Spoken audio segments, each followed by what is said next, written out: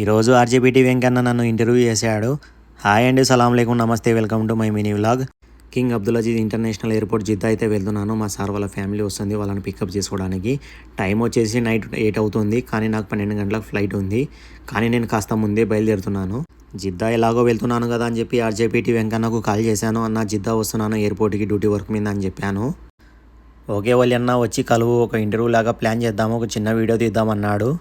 జిద్దాకి అయితే బయలుదేరాను. మక్కలో వర్షం పడింది, అందుకే చాలా ట్రాఫిక్ ఉంది. 8 గంటలకు బయలుదేరాను. 8:30 అయినా కానీ మక్క సిటీ దాటలేదు. నమాజ్ టైం అని చెప్పి నమాజ్ కోసం మస్జిద్ లాగాను. ఫైనలీ జిద్దా అయితే చేరుకున్నాను. కానీ జిద్దాలో చేరుకున్నాక చాలా ట్రాఫిక్ ఉంది. ఇదే ట్రాఫిక్లో గంట నుంచి ఇరుక్కున్నాను.